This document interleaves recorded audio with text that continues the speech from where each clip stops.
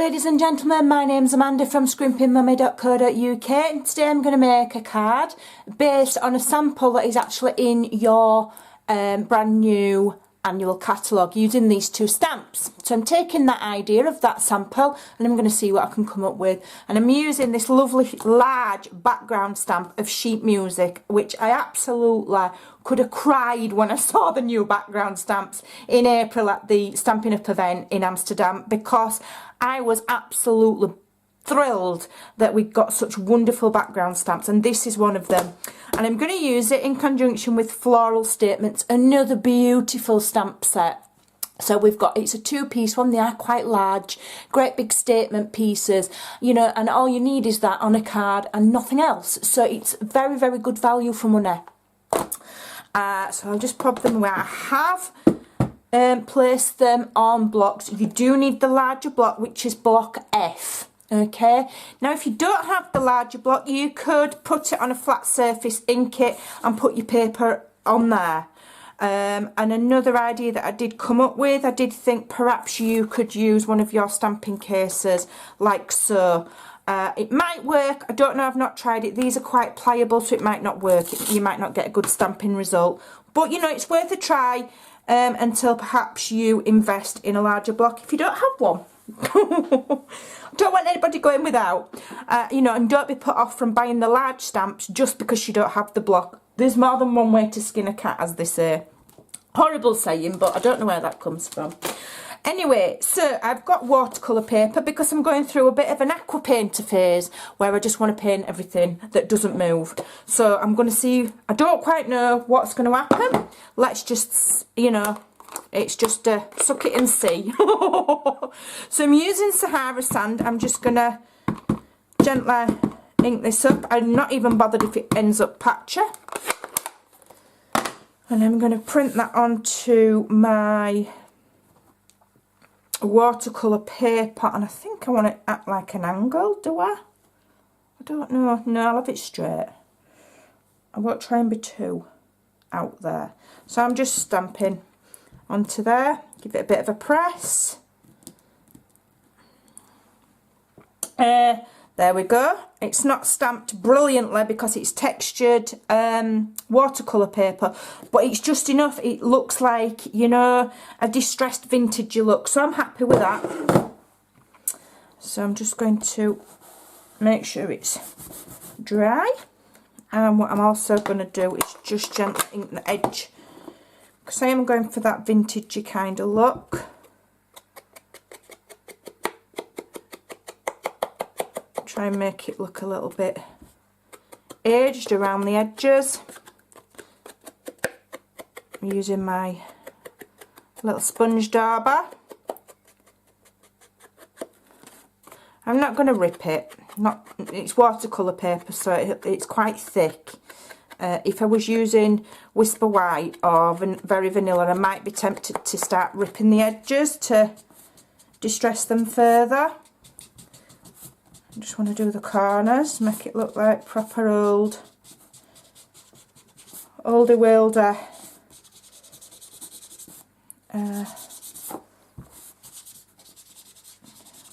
oldie wilder music sheet. Just going a bit. There we go, I'm happy with that. We'll leave that as it is. And then I am going to go in with basic black. Now I have tried, and I did think that if you didn't heat set it with embossing powder that it would bleed into your watercolouring, but if you're very, very careful and don't use too much water, it doesn't bleed, it's alright. So let's have a good ink of this stamp. It does come out looking you know, distressed, and it's quite a cool stamp because I have had a go to make sure it works. You do get different stamping results on watercolour paper, I will tell you that, because it's quite a textured surface. So we'll see how we go. Have I got my music the right way up? Don't know. Don't know if that music's the right way. I think so. Don't know, I'm not a musician. Nobody will know. Don't tell anybody, they won't know. Right. And I'm just going to stamp this directly in the middle. Another way of doing it is to stamp it onto some Whisper White and cut around it. But I'm just trying to cut corners here, to be honest. And just stamp directly on and just give it a really nice press, because it is watercolour paper and it doesn't stamp as nicely. So I'm hoping that all of that image has come out fairly clear, which it has. That's not too bad, I like that. So you can see the letter in there. Right, so I'll just close that. I'm actually going to just go in with a little bit more of this.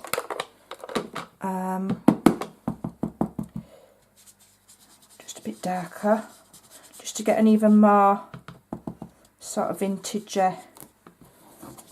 aged look about it.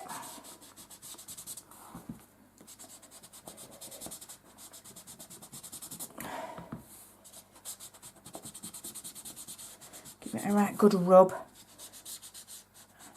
And I like it, when I'm inking, I like it to be in sort of an oval shape, a bit similar to a, you know, your old-fashioned photographs that you see, and you've got like an oval shape of colour around.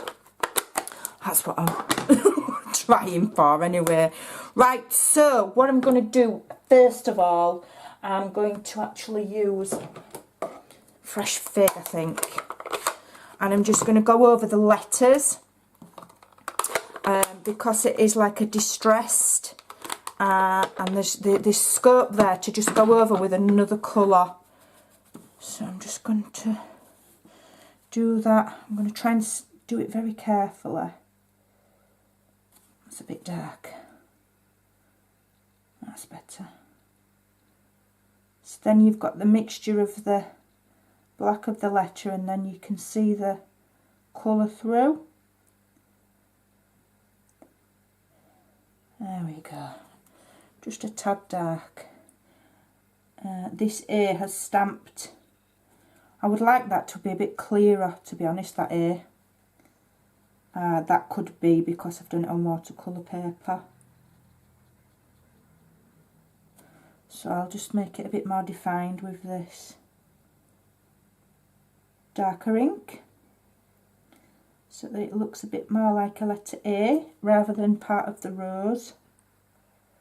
I might try that on some Whisper White and see if it is the... That's better, I can see that nice and clear now, I'm happy with that. I think it's probably watercolour papers can be difficult to stamp on, especially when it's a stamp that's made to look distressed anyway. You know, on the textured surface, it's perhaps not the best, but it's going to look awesome when it's done. Okay. Okay. So, yeah, the black isn't running. I did do a card yesterday or the day before, and I thought the black would bleed if you didn't emboss it, but it hasn't. Just being very, very careful. Very, very careful, and it'll be fine. Okay, there we go. Gone outside the lines a bit there, but never mind. Beautiful, that looks really pretty already. Do I have something to clean my aqua marker with? No, Oh, I am rubbish at being prepared, aren't I? Right, I'm going to put that away. I'm going to get my other aqua painter, not aqua marker. What? I'm changing names of stuff here, making it up as I go along. Oh dear me. Right, I'm using Sweet Sugar Plum now to paint my roses. We're painting the roses red. Well, we're not, we're painting them in Sweet Sugar Plum. And because of the way it's stamped, you've got your darker patches. It's already looks like your shading's been done. So I'm loving this because you're going to get a very artistic look with very, you know, you don't need a huge skill set to get a really pretty look. I mean, you know, you literally put a bit of ink on there and stick it on your flower. That is all there is to it. I mean, how easy is that? You know. Hardest thing, staying in lines. But I would advise not to have it too wet, because we don't want the black ink smudging. We don't want that. Otherwise we'll end up with a big muddy mess. There we go.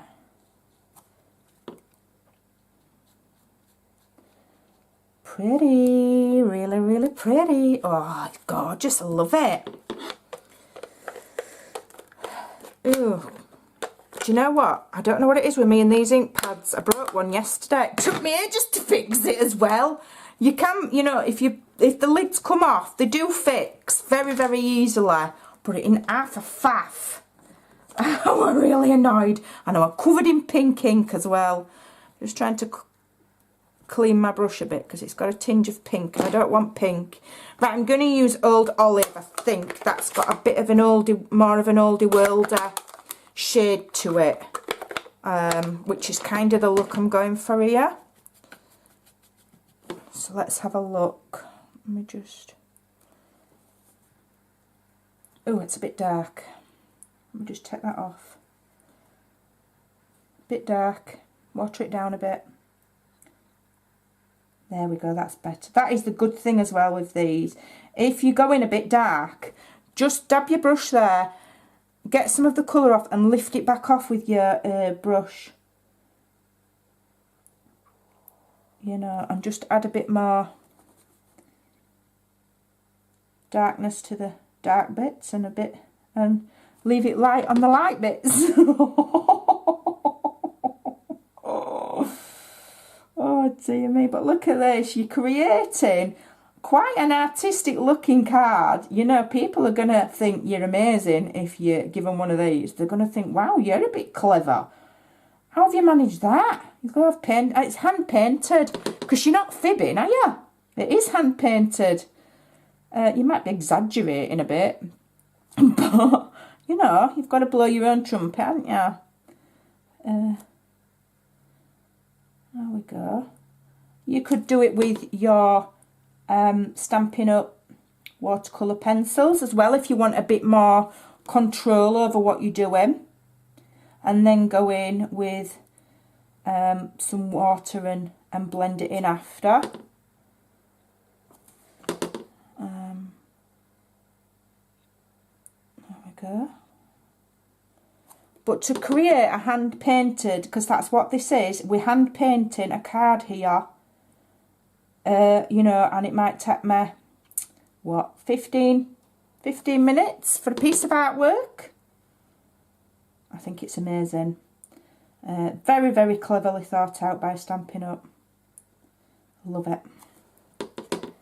If this isn't on your wish list, it will be by the time you've seen the finished results of this card. Some awesome background stamps. There's one that looks like marbling, so you can get that. No need for messing about with bowls of shaving cream and ink, just stamp it. We've got some amazing ones. I'm just going to go a bit darker with this Old Olive, just in the centre bits here. So I'm adding a little bit of my own shading, but I'm just going over where the existing shading is. Where the stamp has these darker black bits, then I know to go in with a bit of darker ink, so that, you know, it's teaching me as I'm going where to add more shade. And I'm going to leave it at that. I'm happy. What I might do later on off camera, because it would be painful to watch me, but what I might do is I might be tempted to go around the outside of those letters with a black, you know, a thin black liner pen.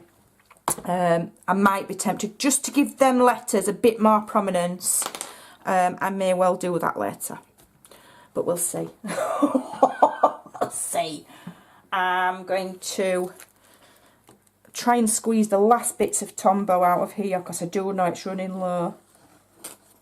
Oh, it made that squeezy noise, which suggests it's empty. Luckily, I have got some more to hand. And I'm going to layer it. I'm just going to lift it up, actually, and I'm going to just remove that sheet of paper, because it's soggy and it's annoying me. And I'm now going to I'll just open my card and do it, and then it's easier. Lay that down on there.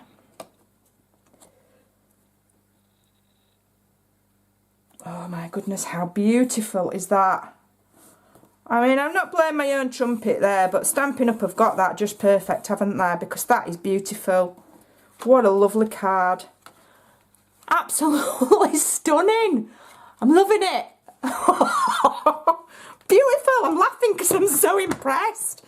So that's just using those two stamps there. We've got sheet music and floral statements. Stunning. Stick. Go and give it a try. Thanks for watching. Don't forget to check out my blog. Bye for now.